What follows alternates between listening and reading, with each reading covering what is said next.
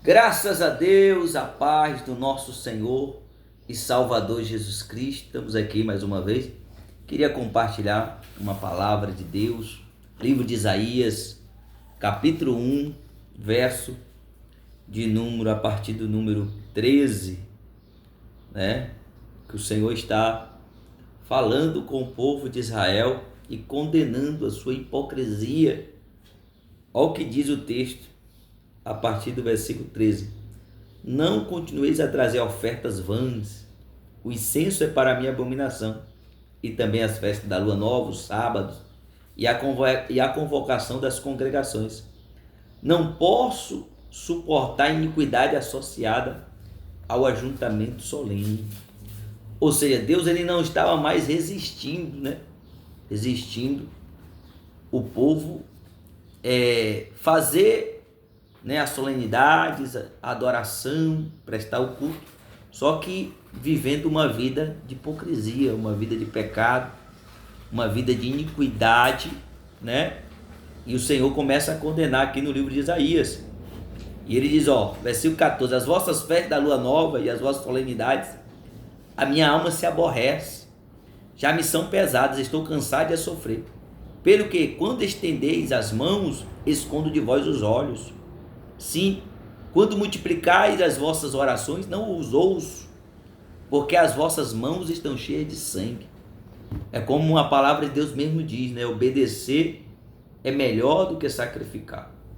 Então, por mais que as pessoas multiplicavam a oração, Deus não ouvia. Por quê? Porque as mãos estavam sujas, né? As mãos daquele povo, né, não estavam de acordo com a vontade de Deus. E por isso o Senhor, né, ele não abençoava. Então é muito importante que nós venhamos, né, procurar fazer a vontade de Deus, né, procurar agradar o Senhor, né, agradar Ele de todo o coração. Por isso que ele diz no versículo 16: Lavai-vos, purificai-vos, tirai a maldade de vossos atos de diante dos meus olhos. Cessai de fazer o mal, aprendei a fazer o bem, atendei à justiça, repreendei ao opressor, né? Defendei o direito do órfão e pleiteai a causa das viúvas. Então olha a importância de você se purificar diante de Deus, porque se você for observar a palavra de Deus, o sacrifício ele tinha que ser um sacrifício perfeito. Deus não aceitava um animal coxo, cego, um animal impuro. Ele queria um animal perfeito, né? Ele queria o melhor. É tanto que lá em Malaquias ele diz: Maldito aquele que tendo o melhor pega, né, aquele com defeito. A Bíblia chama de maldito aquele que oferece ao Senhor uma oferta de qualquer jeito. Então, se você tem prestado culto a Deus, você tem o dever de dar o melhor para Deus, melhor adoração, melhor louvor, e se apresentar ao Senhor com vestes brancas, né? Você tem que se apresentar com Deus, porque o sacerdote, antes dele ir oferecer o sacrifício, ele entrava em um ritual de purificação.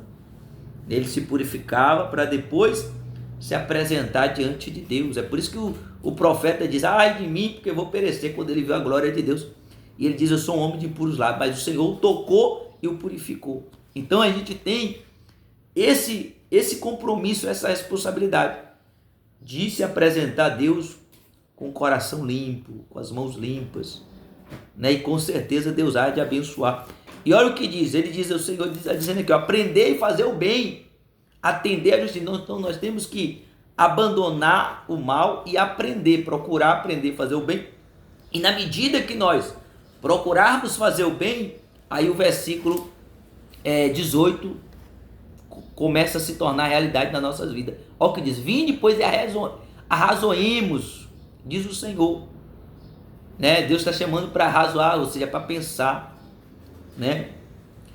Diz o Senhor: ainda que os vossos pecados sejam como a escarlate, eles se tornarão brancos como a neve, ainda que sejam vermelhos como o carmesim, se tornarão como a lã.